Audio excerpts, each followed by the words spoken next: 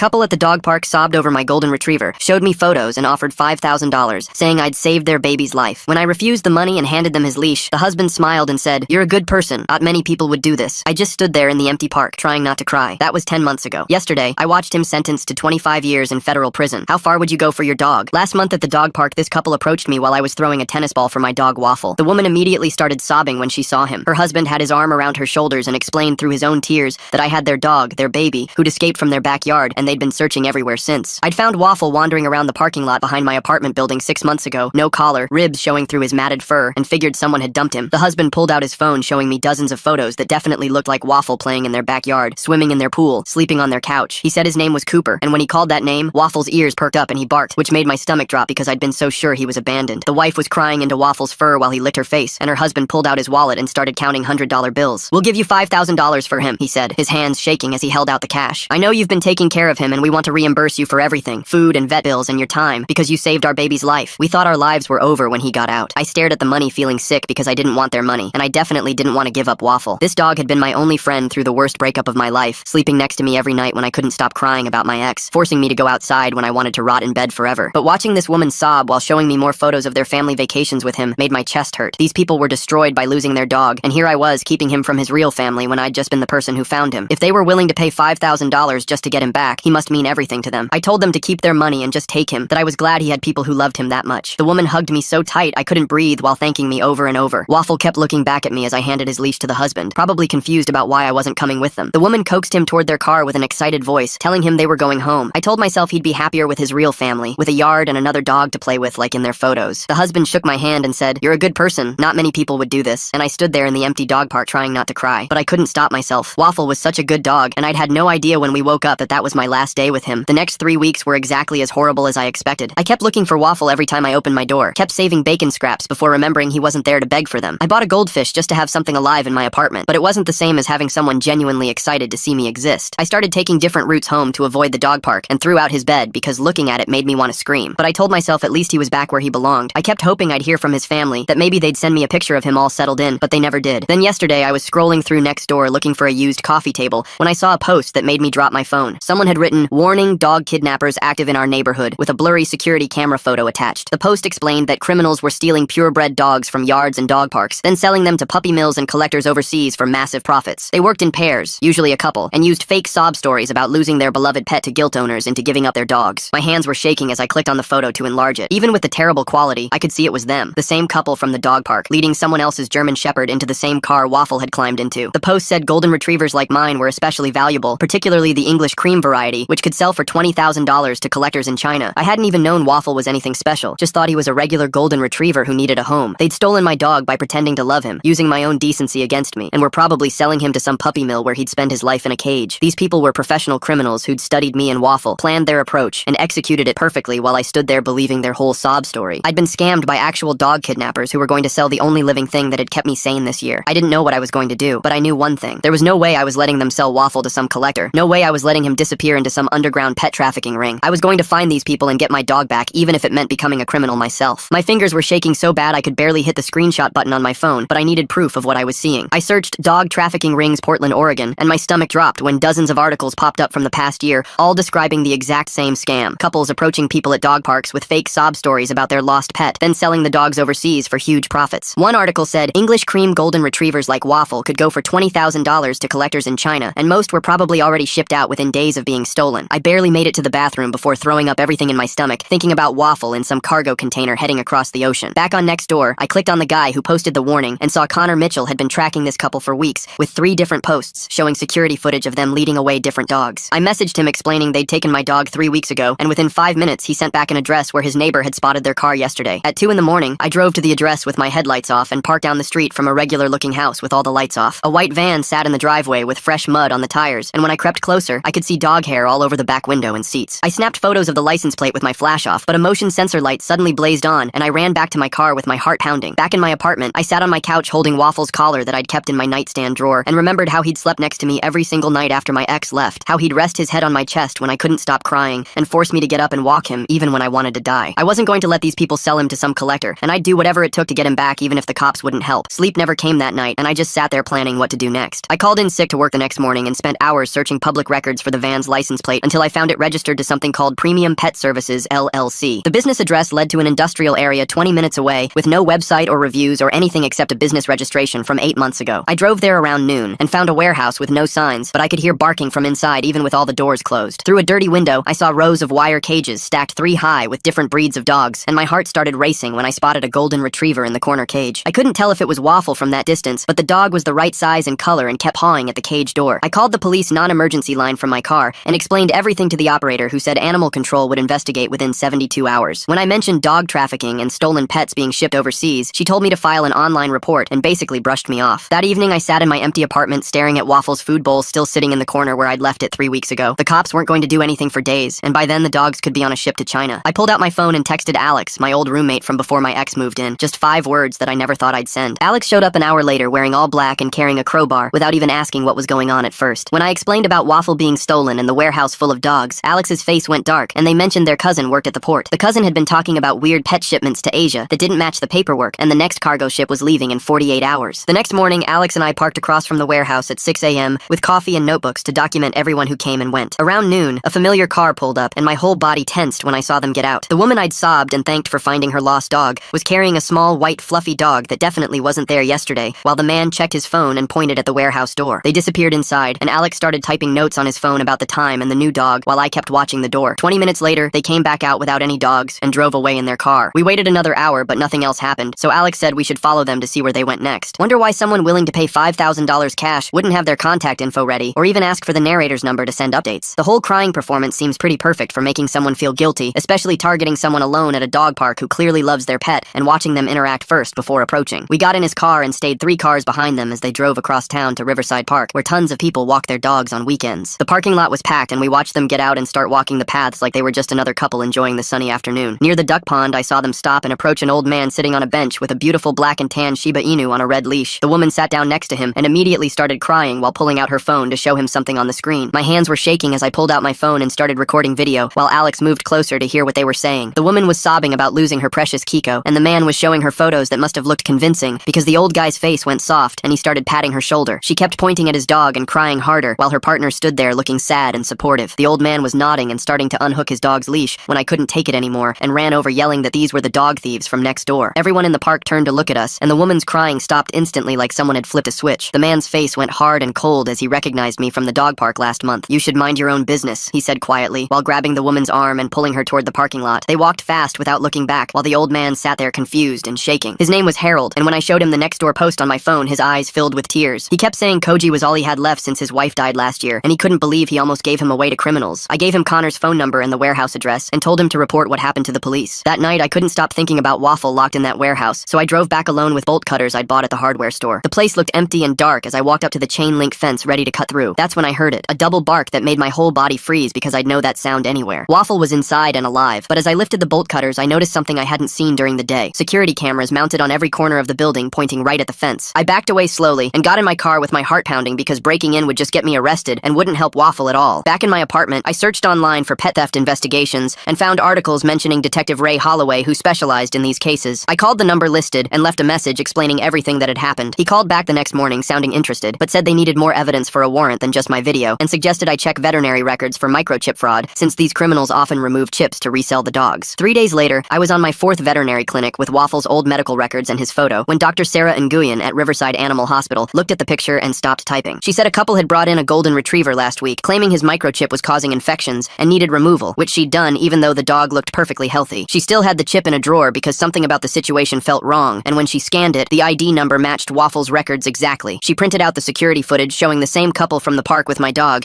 and said she'd provide a sworn statement to the police about what happened. I called Ray immediately, and he said with the vet evidence he could get a warrant, but the legal process would take 48 to 72 hours minimum. My stomach dropped when he mentioned seeing shipping manifests showing a cargo ship to Asia leaving in 36 hours, because that meant Waffle could be gone forever before the warrant came through. That night, I couldn't sleep and spent hours scrolling through old videos of Waffle on my phone, including one where he was playing with my ex's dog in her backyard. I realized I hadn't thought about my ex in days, because finding Waffle had taken over my entire life, and nothing else mattered anymore. The next morning, Connor messaged me saying he'd organized 12 other pet owners who'd been scammed, and they were planning to protest outside the warehouse to get media attention. My first thought was that this could spook the criminals into moving all the dogs immediately before we could save them, but Connor said doing nothing wasn't an option either. I spent 20 minutes on the phone with Connor explaining that if we showed up with signs and cameras was, Noah and Elena would just move the dogs somewhere else before police could get there. He kept saying we needed to do something now, but I told him we needed to be smart about this. Finally, he agreed to wait one day if we could watch the warehouse ourselves to make sure nothing happened. Within an hour, Connor had 12 people signed up for shifts, with Harold and his son taking the overnight watch since Harold couldn't sleep anyway after losing his beagle. I was parked across from the warehouse when Alex called me with news that made my hands go numb. Their cousin, who worked at the port, had just sent over a shipping manifest showing Premium Services had booked container space for 47 agricultural products on a cargo ship leaving tomorrow for Shanghai. The container was already at the port waiting to be loaded, which meant they were moving the dogs tonight. I immediately called Detective Ray, who picked up on the second ring even though it was past 7. He said the warrant was still being processed, but gave me his personal cell number and told me to call if I saw them moving any dogs. His voice had this tone like he knew we weren't going to listen when he said not to try stopping them ourselves. Around 10 that night, Harold texted our group chat that a big truck just pulled up to the warehouse. I drove over there so fast I ran 2 red lights and parked behind a dumpster where I could see everything. Noah and Elena were loading cages into the truck, while 2 other guys helped them. I counted at least 30 cages being carried out, and each one had a dog inside barking and crying. When I called Detective Ray, he said he was 20 minutes out and to absolutely not engage with them under any circumstances. But then I saw them carrying out a cage with golden fur pressed against the bars. Even in the dark, I could see it was Waffle, and he was limping, favoring his back leg like something had happened to him. My hands were shaking so bad I could barely grip the steering wheel, as every part of me wanted to run over there and grab him. The truck started moving, and I couldn't just sit there watching them take him to some ship. I followed the truck, staying 2 cars behind while calling Alex to meet me at the port. Connor's group was going crazy in the group chat with everyone saying they were heading there too. Detective Ray kept texting me to wait for backup and not do anything stupid, but I wasn't letting that truck out of my sight. The port entrance only had 1 security guard who was watching something on his phone when the truck rolled through. Noah handed him some papers, and the guard barely looked up before waving them through. I parked outside the fence watching through the chain link as they started loading the cages into a shipping container. Alex pulled up next to me carrying bolt cutters and said their cousin could mess with the crane controls to make it look broken. That would buy us maybe 30 minutes before someone could fix it, and their cousin was risking their whole job to help us. While we waited for the crane to break, I kept thinking about last summer when I taught Waffle how to swim at the lake. He was so scared of the water at first, paddling like crazy whenever his feet couldn't touch the bottom. The idea of him trapped in a cage on a ship for weeks, probably seasick and terrified, made me want to throw up. The crane suddenly jerked to a stop while lifting the container, leaving it hanging 20 feet in the air. Noah started screaming at the port workers while Elena was on her phone, probably calling someone to fix it. In all the chaos with workers running around trying to figure out what was wrong, Alex and I slipped through a gap in the fence where the security camera was pointed the wrong way. The shipping container was still on the ground with its doors partially open, and I could hear dogs barking from inside. Alex pulled the container door open wider, and the smell hit us like a wall. This mix of piss and fear and something worse that made me gag. Inside was darker than I expected, but my phone flashlight showed metal cages stacked 3 high along both walls, with dogs crammed inside each one. Some cages had 2 or 3 dogs pressed together, and there weren't any water bowls anywhere, just dogs panting in the heat with their tongues hanging out. I started counting while Alex moved down the row looking for Waffle, and got to 43 dogs before I saw him in a middle cage on the left side. His tail started wagging weakly when he saw me, but he looked terrible, his fur matted and dirty, and when I got closer I could see his ribs showing through his coat. My hands were shaking as I started taking photos of everything with my phone, making sure to get clear shots of the bloody paws pressed against cage bars, the patches of missing fur on several dogs, the infected eyes crusted shut on a small terrier in the bottom row. Alex was working on Waffle's cage lock with some tool from his pocket while I documented every single thing that would prove what these people were doing. Each photo made me angrier because this wasn't just theft anymore. This was straight up torture, and I knew these images would guarantee prison time for Noah and Elena. The crane breaking at just the right moment feels awfully convenient, doesn't it? Makes me wonder if Alex's cousin really exists, or if there's something else going on here with the timing of everything suddenly working out perfectly. The container door suddenly blocked more light, and Elena stood there frozen, staring at us with her mouth open. "You don't understand," she said, her voice shaking in a way I'd never heard before. "These aren't people you want to cross. This is bigger than just us, bigger than you can imagine." She kept looking over her shoulder like someone might be watching, and I realized she was actually scared of whoever was really running this operation. Police sirens started wailing in the distance, and Elena's face went white before she turned and ran, her heels clicking on the concrete as she disappeared between the containers. I grabbed Waffle's cage door as Alex finally got it open, and he basically fell into my arms, his legs too weak to hold him up properly. Alex was already working on other locks, opening 5 more cages, and suddenly dogs were jumping out and running everywhere, barking and howling as they escaped into the port. Security guards came running from 3 directions trying to grab dogs, while more sirens got closer, and the whole place turned into complete chaos with dogs scattering between containers and workers trying to catch them. Ray showed up with 2 animal control vans and 4 police cars, officers spreading out to block exits while animal control people started corralling the loose dogs. Noah tried to run, but 2 officers tackled him next to his van, and when they searched it, they found stacks of paperwork that Ray showed me later. The documents had shipping schedules, buyer contacts, and records showing this was part of a West Coast network that had been stealing hundreds of dogs every month and shipping them overseas. Elena had vanished completely, but at least we had Noah and all the evidence from his van, plus my photos from inside the container. I sat on the ground holding Waffle, while a vet team that arrived with animal control examined him right there in the parking lot. He was dehydrated and had infected wounds on all 4 paws from the cage wire, and the vet said he'd lost at least 12 pounds since I'd seen him last. But when I talked to him, his tail still wagged, and when I said his name, his real name that I'd given him, his ears perked up and he licked my hand. The next morning at the emergency vet hospital, Sarah was treating Waffle and 14 other dogs we'd rescued from the container. She documented every single injury for the legal case, taking photos of wounds and malnutrition, and writing detailed reports about the abuse. While she worked, she told me that shipping records showed 7 dogs had already been sold and sent out on a vessel that left 3 days earlier, headed for ports in Asia. That night, I slept on the floor of the vet clinic next to Waffle's kennel because I couldn't leave him alone again. I kept waking up thinking about those 7 dogs on that ship, wondering if their owners were checking next door right now, posting about their missing pets and hoping for miracles that wouldn't come because their dogs were already halfway across the Pacific. Ray interviewed me at the clinic the next day, while Waffle got IV fluids, asking detailed questions about everything I'd seen and done. Noah wasn't talking to anyone, but the paperwork from his van was telling the whole story, including Elena's real name, which turned out to be Anna Volkov. Ray said she was connected to a Russian pet trafficking syndicate that operated up and down the West Coast, and now the FBI was involved because this crossed state and international borders. Connor's group had already made the local news by that afternoon, and the clinic turned into a reunion scene as 12 families showed up to claim their stolen dogs. The news cameras captured people crying as they hugged dogs they thought they'd never see again, and the footage went viral within hours. But 28 dogs were still unclaimed, either because their owners lived in other cities or maybe didn't even know to look for them here. The next morning, an older man named Harold showed up at the clinic carrying 3 huge bags of homemade dog treats he'd baked for all the rescued dogs. His hands shook as he handed them to Sarah, and I watched tears run down his face when she brought out his beagle who'd been missing for 4 months. The dog went crazy, jumping all over him, and Harold kept saying, "You saved my reason for living," while hugging his dog so tight I thought he might never let go. Watching all these families get their dogs back made my chest feel heavy, because I kept thinking about what could have happened if we'd been even 1 day later. 3 days later, I tried going back to work, but couldn't focus on anything except checking my phone for updates about the case. My boss pulled me aside around lunch and said she understood what I was going through, but I'd already used all my sick days and vacation time. The vet bills for Waffle were over $8,000, and missing more work meant I wouldn't make rent next month. That same afternoon, Ray called to tell me Anna had been arrested at the Canadian border with 2 stolen dogs in her car. She'd immediately asked for a deal and claimed she could expose the entire trafficking network if they gave her immunity. Her lawyer contacted me the next day, saying Anna wanted to apologize to me in person at the Federal Detention Center. Alex told me not to go, that it was probably just another manipulation, but I needed to hear what she had to say. The detention center was an hour away, and I sat across from her with thick glass between us while she cried real tears this time. She told me her real name was Elena, and she'd been forced into this by people threatening her family back in Russia. Her voice shook as she explained how Noah had connections to organized crime, and she'd seen what happened to people who tried to leave. I wanted to believe her, but kept remembering those practice tears at the dog park when she'd stolen Waffle. Then she leaned forward and said there was a second warehouse in Seattle with more dogs scheduled for shipment next week. She gave me the exact address and said Noah's brother ran that location with even more dogs than the Portland warehouse. I called Detective Holloway immediately from the parking lot and gave him everything Elena had told me. The Seattle raid happened 2 days later, and they rescued 62 dogs, plus arrested 4 more people, including Noah's brother. Ray called me that night to confirm they'd found detailed records showing some dogs had been stolen over a year ago. Meanwhile, Waffle finally came home after a week of treatment at Sarah's clinic, but he wasn't the same dog anymore. He flinched when I moved too fast and wouldn't leave my side even to go to the bathroom. The golden retriever who used to love everyone now growled at strangers and hid behind my legs when anyone approached. Sarah had warned me the trauma would take time to heal, but seeing him so scared broke my heart all over again. Connor's group started a GoFundMe for my vet bills that raised $15,000 in 2 days after the news coverage went national. Strangers from all over the country sent messages sharing their own stories of lost pets and thanking me for exposing the trafficking ring. One message stood out from a woman in California whose dog had disappeared the same way 8 months ago from a dog park in San Diego. 2 weeks later, I sat in the federal courthouse for Noah's first hearing, where he pleaded not guilty to all charges. His expensive lawyer argued the dogs were just abandoned property, and this was a simple business dispute, not a federal crime. The prosecutor showed photos from the warehouse, and Noah's face stayed completely blank, like he was bored by the whole thing. After the hearing, Sarah introduced me to Jasmine Torres, a vet tech from her clinic who specialized in helping traumatized animals. Jasmine started coming to my apartment 3 times a week to work with Waffle using special techniques to help him feel safe again. She'd sit on my floor for hours, letting him approach at his own pace and teaching me how to help him relax. Slowly, after weeks of patience, Waffle started to trust her, and she became the first stranger he'd accepted since the warehouse. One morning, I decided to try the dog park again, since we'd been avoiding it for weeks. The second we walked through the gate, Waffle pressed against my legs and started shaking. Other dogs ran around playing, but he just stood there frozen, his tail tucked between his legs. We lasted maybe 5 minutes before I gave up and took him home. Connor called that afternoon asking if I wanted to join a support group he was starting for people whose dogs got taken by the ring. 15 of us showed up to the first meeting at a community center, all telling the same stories about our dogs being too scared to play anymore. People shared tips about special food that helped with anxiety, and trainers who knew about trauma in animals. Connor's dog still wouldn't let strangers touch him 3 months later. Everyone kept saying how the legal stuff was taking forever, and the cops weren't telling them anything. That night I was checking my email when a message popped up with no sender name. My blood went cold when I opened it and saw photos of me at my apartment building, at the grocery store, at the vet clinic with Waffle. The message said, "You cost us millions. Drop the charges or lose more than your dog." My hands were shaking so bad I could barely dial Holloway's number. She showed up at my apartment an hour later with 3 FBI agents who started checking everything with these weird devices. They found one bug behind my TV and another in my kitchen light fixture. The lead agent said I'd been monitored since the warehouse rescue,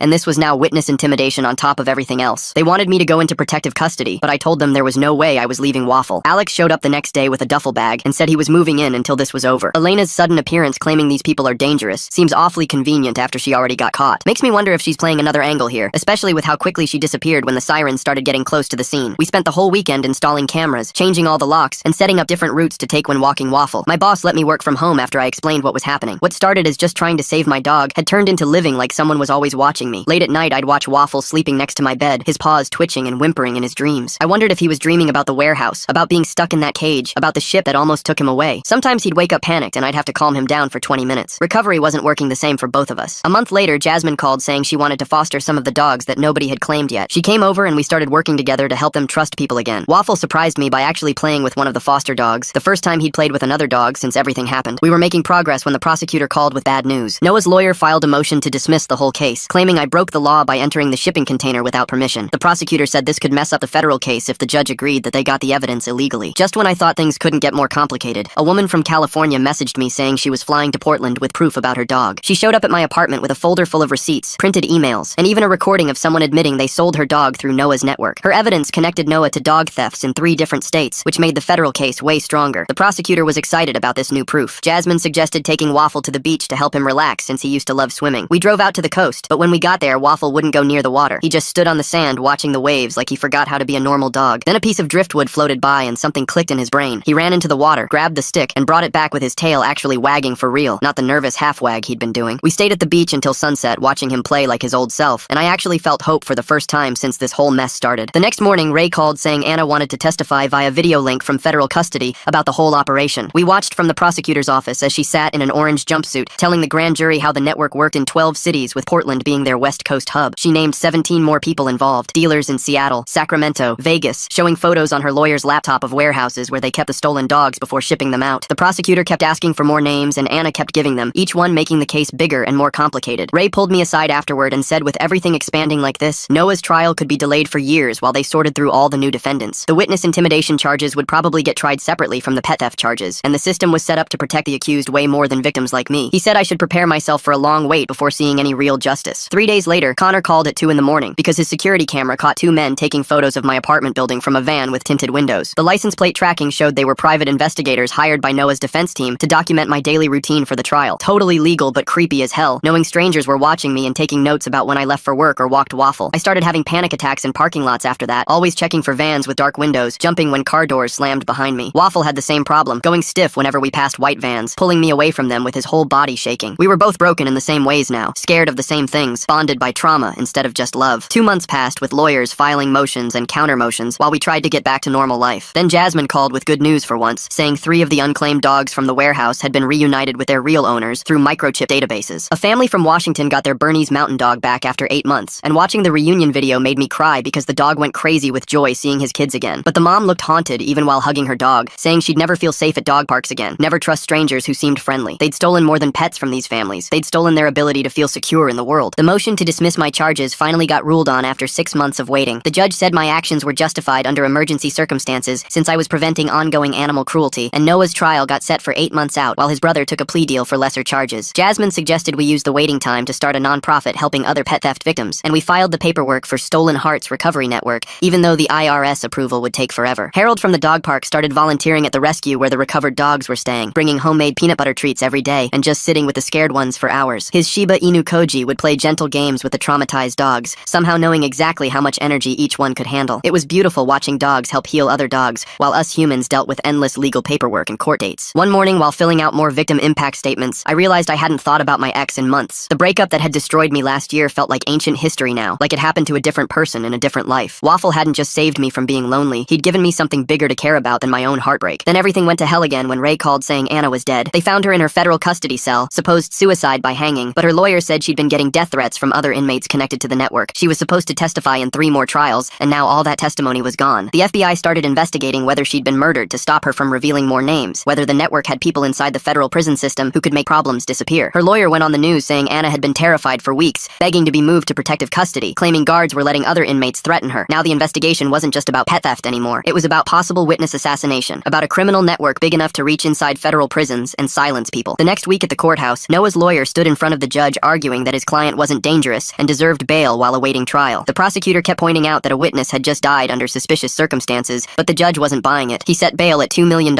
and Noah walked out of the courthouse 3 hours later after someone wired the money from an offshore account. I watched him leave from across the street, my hands shaking as he climbed into a black SUV and disappeared into traffic. That night, I called a security company and had them install panic buttons in every room, reinforced locks on all the doors and windows, and a system that would alert the police if anyone tried to break in. Jasmine started coming over after work to check on me and Waffle, bringing takeout and staying until I fell asleep on the couch. She'd cover me with a blanket and lock the door behind her, texting when she got home safe. After a few weeks, she just started staying over, keeping clothes in my closet and her toothbrush in the bathroom. We didn't talk about what it meant. Both of us focused on keeping Waffle safe and getting through each day without looking over our shoulders. 6 months passed and I thought maybe we were finally past the worst of it when the local news ran a story that made my blood run cold. Another couple had stolen a dog from a park, using the exact same sob story about their lost pet, complete with fake photos and tears. The faces were different, but the pattern was identical, down to offering money for the dog they claimed was theirs. Connor's group had been watching for this, and they were ready with cameras and alerts set up across the city. Within days, they'd tracked the new thieves to a motel, where police arrested them with 3 stolen dogs in their van. The community had learned to protect itself, but it was clear the network had just replaced Noah and Elena with new people willing to do their dirty work. That night, Waffle woke up crying and thrashing in his sleep, his paws moving like he was running from something. I held him against my chest and whispered that he was safe, that no one would ever take him again, but the words felt hollow when I wasn't even sure I believed them myself. Some nights, we both woke up at the smallest sound, checking the locks and staring out the windows at empty streets. The next morning brought unexpected hope when our nonprofit received its first major donation, $50,000 from a tech executive whose dog had been stolen years ago and never found. He wanted to fund a registry system for stolen pets that would make it harder for thieves to sell them across state lines. During all this, the prosecutor preparing for Noah's trial called with news that made everything make sense. Something feels off about Anna dying right before she could testify in those other trials. A witness with that much information suddenly having a suicide in federal custody? The timing is too perfect for the people she was about to expose. They'd found records of Noah making payments to a judge who had dismissed several animal cruelty cases over the years, payments totaling hundreds of thousands of dollars. The FBI opened a new investigation into judicial corruption that went back a decade. Jasmine officially moved in the next week, though she framed it as being more convenient for helping with Waffle's ongoing anxiety issues. We both knew it was more than that, but neither of us wanted to name it. This thing growing between us that felt different from regular dating. Love that came from shared trauma felt deeper somehow, more necessary than the kind that grew from happiness and fun dates. 2 weeks later, I testified before Congress through a video link about pet theft networks and how they operated. My voice shook when I described finding Waffle in that shipping container, barely breathing and covered in his own waste. A senator promised they'd draft legislation to make pet theft a federal crime with mandatory prison time, but everyone knew political promises didn't mean much. 2 weeks before Noah's trial was set to start, I was sitting in a coffee shop when someone sat down across from me. Noah looked exactly the same as that day in the dog park, calm and ordinary like someone's dad or uncle. "You could have taken the money," he said quietly, stirring sugar into his coffee like we were old friends catching up. "Now you've destroyed dozens of families' livelihoods, people who were just trying to make a living in a tough economy." He stood up before I could respond, leaving his untouched coffee on the table. "Some things can't be undone," he said, and walked out while I sat there with my heart pounding, knowing that was a threat even if he'd been careful not to say it directly. The prosecutor called me 2 days later while I was making breakfast. She said Noah's lawyer wanted to meet about a possible deal. I drove to the courthouse that afternoon with my hands shaking on the steering wheel. The meeting room smelled like old coffee and fear sweat. Noah's lawyer sat across from us shuffling papers while the prosecutor explained their offer. 15 years if Noah gave up everyone in the network. His lawyer laughed and said 5 years maximum. The prosecutor stood up and walked out. I followed her down the hallway wanting to scream that Noah deserved life in prison. She told me that wasn't going to happen no matter how much evidence we had. That night, another witness called me crying. Someone had left a dead cat on her doorstep with a note saying she was next. 2 more witnesses got similar threats over the next week. One of them withdrew from the case completely. The prosecutor said we still had enough evidence, but I could see the worry in her eyes. I started checking my locks 3 times before bed. Waffle wouldn't leave my side even to eat. Then one morning at the dog park, something amazing happened. Another golden retriever approached Waffle, and he didn't run away. He actually sniffed the other dog's butt like a normal dog would. They played fetch together for 10 minutes while I stood there crying behind my sunglasses. Other dog owners probably thought I was crazy, but I didn't care. My dog was learning to be a dog again, even if it was just for a few minutes. Connor called that afternoon with good news about the registry. 500 stolen pets had been entered in the first week alone. The software was finding patterns in the thefts across 6 states. He'd assembled a team of volunteers to manage the database and work with police departments. Technology was finally fighting back against these criminals. 3 days later, I woke up to 20 missed calls from the prosecutor. The FBI had raided Judge Harrison's house at dawn. They found $200,000 in cash hidden in his basement. He'd been taking bribes from Noah's network for 3 years. The judge flipped immediately and gave them evidence on 12 other people. The plea deal was off the table completely. Trial would start next week as scheduled. I threw up in my kitchen sink after hanging up. The first day of trial, I wore my only suit and sat in the witness chair for 4 hours. The prosecutor asked me about finding Waffle in the parking lot. She asked about the couple at the dog park and the warehouse rescue. Noah stared at me the entire time without blinking. 3 women on the jury were crying when I described the cages. One man kept looking at photos of his own dog on his phone during breaks. Sarah testified next with a laptop full of medical records. She showed photos of infected bite wounds and broken bones. She explained how malnutrition had damaged some dogs permanently. 2 jurors had to leave the room when she showed a video of a dog having seizures. The reality was worse than anything I'd imagined in that warehouse. Noah's lawyer stood up on day 3 and called me a vigilante. He said I'd stalked and harassed legitimate business people. He claimed the warehouse was a legal breeding facility with proper permits. Some jurors looked confused when he showed paperwork that seemed official. He painted me as an obsessed pet owner who'd lost lost touch with reality. Harold took the stand on day 4, and everything changed. The old man could barely speak through his tears. He talked about his wife dying of cancer 2 years ago. His son explained how Harold had bought sleeping pills after the funeral. Koji was the only reason he'd kept living after losing everything. When Harold described finding his dog gone, the entire courtroom went silent. Even Noah looked away from the old man's pain. The jury left to deliberate that afternoon. I sat in my apartment for 3 days, hitting refresh on news websites every 30 seconds. Waffle pressed against my leg constantly like he knew something big was happening. Jasmine brought me food I couldn't eat and answered my work emails. She handled everything while I slowly lost my mind, waiting for 12 strangers to decide our future. The call came Thursday morning while I was brushing my teeth. The jury had reached a verdict. I threw on the same clothes from yesterday and drove to the courthouse with Waffle in the back seat. The courtroom was packed with every victim from the case, plus reporters and federal agents. Noah sat at the defense table looking smaller than I remembered. The judge asked the jury foreman to read the verdict. Guilty on all counts. The room exploded with crying and cheering while Noah just stared at the table. The judge sentenced him to 25 years in federal prison. I felt nothing at first, just empty. Then everything hit me at once and I had to sit down. Relief that it was over. Exhaustion from months of fear. Grief for the time we'd lost. Outside the courthouse, victims hugged each other and cried. Connor announced that the registry had helped recover 12 dogs just this month. Harold brought Koji, who immediately started playing with Waffle in the grass. The dogs didn't care about verdicts or justice. They just wanted to chase each other around the courthouse steps. That night, Jasmine came over and we sat on my couch with Waffle between us. "It's over," she said, but we both knew it wasn't really. Trauma doesn't end with verdicts, but we were together. All 3 survivors who'd made it through. A week later, I went back to my normal work schedule for the first time in months. Waffle started going to doggy daycare while I was at the office. Small steps toward normal life. The security cameras stayed up, but I stopped carrying the panic button. The nonprofit got federal funding to expand nationally 3 months later. They made me executive director with a real salary that covered Waffle's ongoing therapy and medical bills. Purpose from pain became my actual job. 6 months after the verdict, Waffle still flinched at certain sounds. I still checked the locks 3 times before bed. Healing wasn't a straight line, but Waffle played fetch every day now, and I slept through most nights without nightmares. A documentary crew came to interview us about the case. Watching the footage later, I barely recognized myself. Harder, but stronger. Waffle slept through the whole interview, finally feeling safe enough to relax. Connor got married the next spring and made a whole table for survivors at his wedding. 7 families brought together by the worst thing that ever happened to us. Our dogs were the ring bearers. Harold made a toast about finding family in the worst places. Jasmine and I bought a house together with a big yard. Waffle inspected every corner before claiming a sunny spot by the window. We adopted one of the unclaimed dogs from the case who never found his family. A sweet lab mix who needed a home. Healing happened through helping others heal. At the dog park yesterday, Waffle played with a group of dogs while I threw tennis balls. A woman mentioned her puppy got stolen last week. I handed her a card for the nonprofit and called Ray right there. The work continues, but we're not alone anymore. Waffle barked happily and chased his ball into the sunshine, finally free. Man, what a journey that was. Thanks for coming along and wandering through it all with me. Can't wait to do it again soon. If you made it to the end, drop a comment. I love reading all your comments.